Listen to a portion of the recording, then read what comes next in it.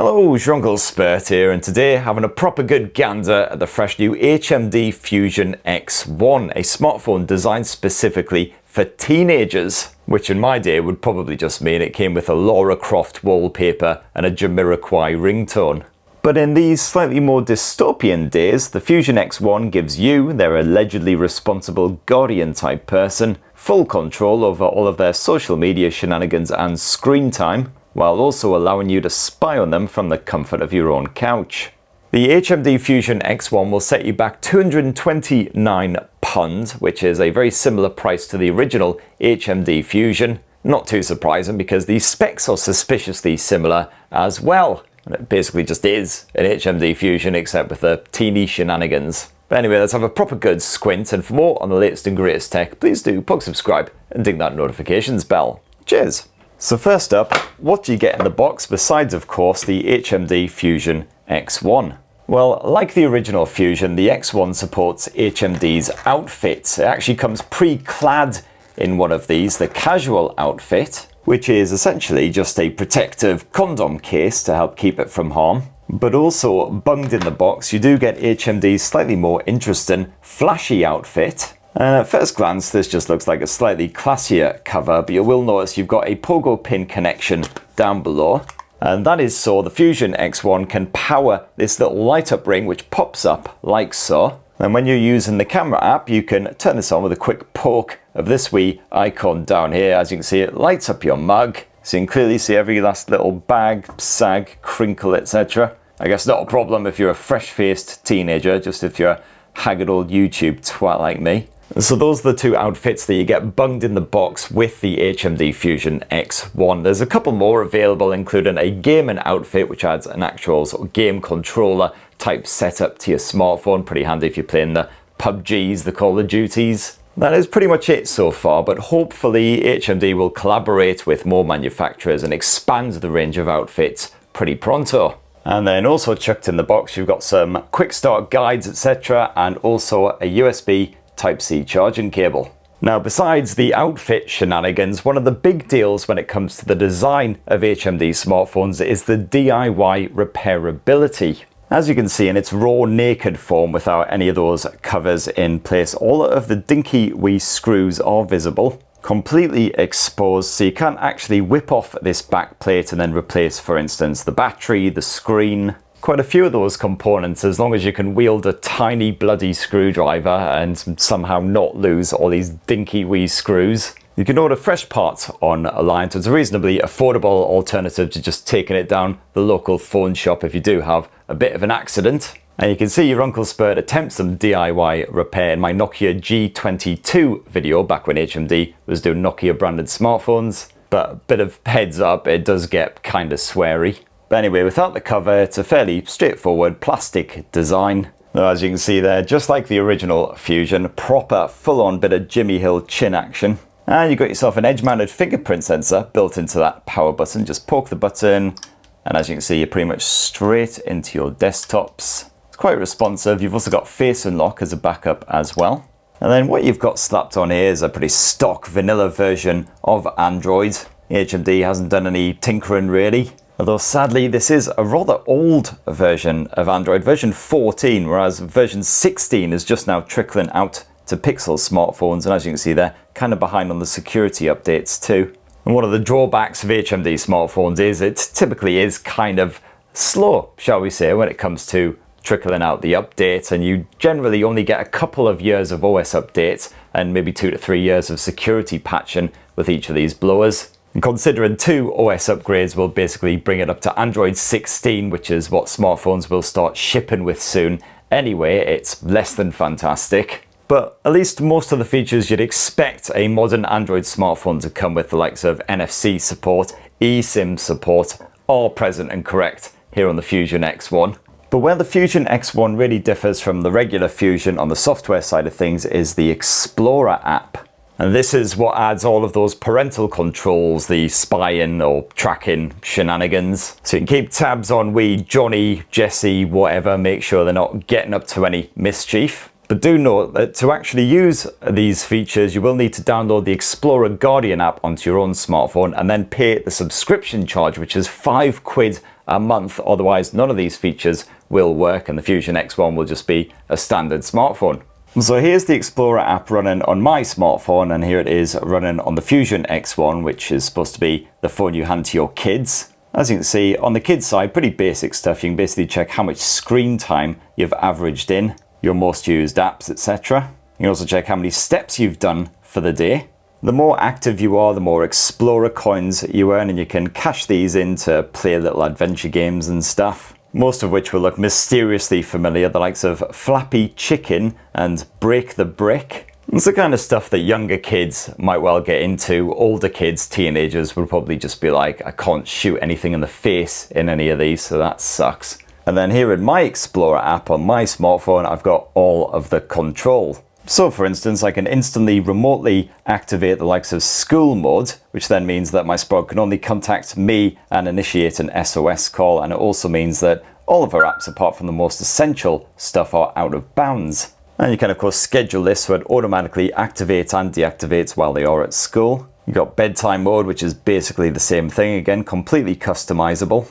And in this app, you can also approve any contacts that they can get in touch with at any time in the whitelist. You've also got an app timer. So for instance, my Sprout currently only allowed to enjoy Netflix for up to an hour every day. You can set this up for any app that your kid is allowed to actually use, specifying an exact amount of time. Or you can also straight up blacklist apps as well, so they can't even be accessed. And you'll also receive any important notifications, for instance, alerting you to the fact that your kid has once again forgot to charge their bloody phone. You can also use the Xplora app to track your child's precise location using GPS. You can set up safety zones around your home, your neighborhoods, the kid's school, etc. So you'll be alerted if they do stray outside of those safety zones. There is a live tracking mode which automatically updates their location every 24 seconds. You get real-time feedback on exactly what they're up to.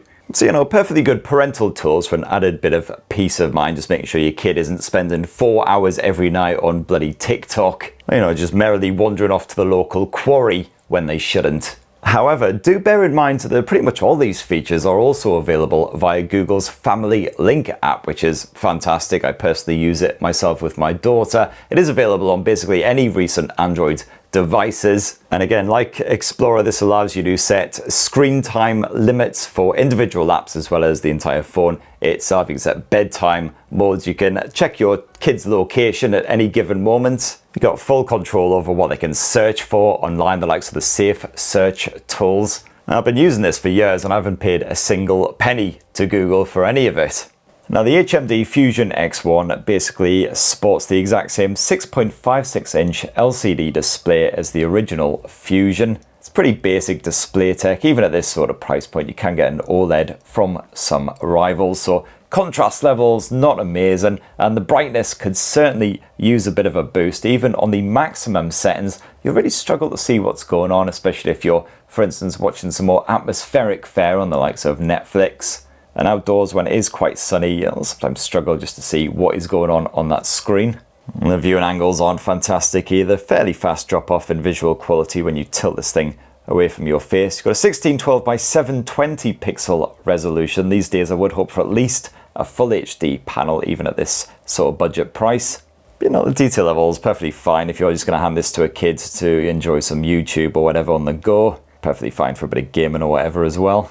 Refresh rate maxes out at 90 Hz as well, although sadly the everyday experience not exactly silky smooth. That's more down to the general performance, which we'll come on to in a wee bit. And it is just a basic bog standard mono speaker setup here on the HMD Fusion X1 as well. A single speaker grill, as you can see there, slapped on the bottom end of this smartphone. And if we max out that volume, it took me to say severely. You see, once you cover that up, audio instantly muffled. Through, which means you can expect another 40-odd smartphones to emerge before 2025 is finally hoyed into the overflowing dumpster fire of years that are best obliterated from memory.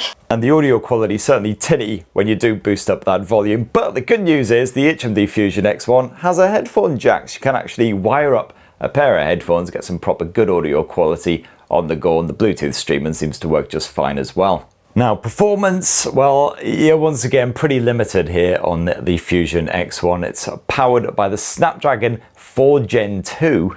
This is unfortunately quite a basic chipset, so you will notice that some apps take a while to load, and the general everyday experience is quite sluggish at times when you are flicking between the different apps, etc. Just general navigation around Android. And certainly the camera can be particularly slow to respond at times, especially if you're trying to take lots of shots in quick succession, as you can see there.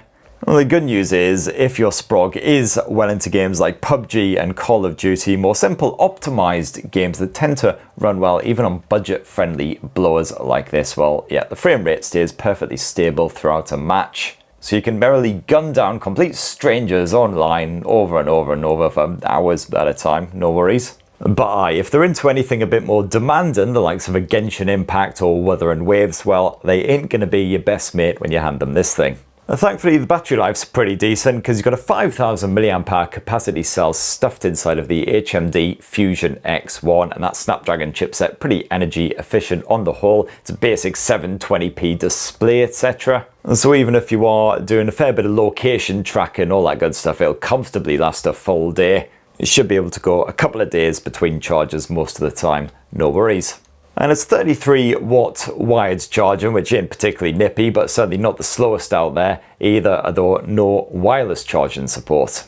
And then last up for this lovely HMD Fusion X1 tour, well, let's have a squint at the old optics.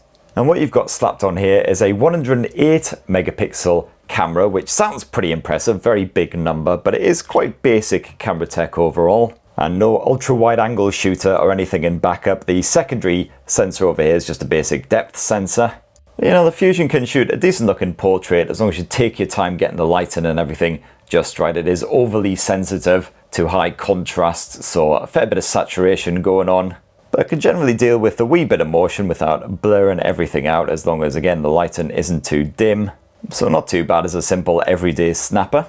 Got a small selection of bonus modes, including a portrait mode, of course, naturally. If you flick to more, you do have a pro mode on here as well, if you do want to tinker around with the likes of the white balance and the ISO levels. Hell, you can even shoot in RAW if you want to do a bit of post-processing.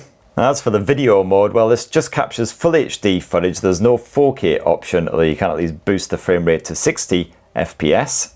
And again, kids should be happy enough. It can shoot pretty simple, straightforward home movies, no worries. Once again, quite sensitive to changes in lighting and all the rest of it, but nothing you wouldn't expect from a budget blower.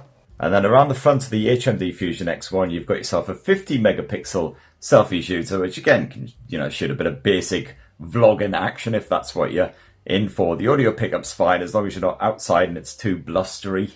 And here's just a couple of stunning selfie examples if you're intrigued by what it can spaff out. And there you have it, my lovelies. That in a tasty wee nutshell is the fresh new HMD Fusion X1, or not actually quite so fresh. It's basically the Fusion all over again, just with a bunch of parental stuff slapped on there. Unfortunately, on a hardware front, it is beaten by a lot of recent rivals, the likes of Nothing's CMF Phone 2 Pro, for instance, and Motorola's Moto G56 5G. Both an improvement when it comes to the overall performance and quite a lot of the other specs. And it's great that you've got the parental stuff slapped on here, courtesy of that Xplora app, but unfortunately it is £5 a month. You don't get a huge amount more that you wouldn't get from the likes of Google's Family Link, which is completely free to use on Android. Well, anyway, that's what I reckon. What do you guys think of the HMD Fusion X1? Be great to hear your thoughts down in the comments below. Please do subscribe and ding that notifications bell for more on the latest and greatest tech, and have yourselves a ruddy, wonderful rest of the week. Cheers, everyone. Love you all.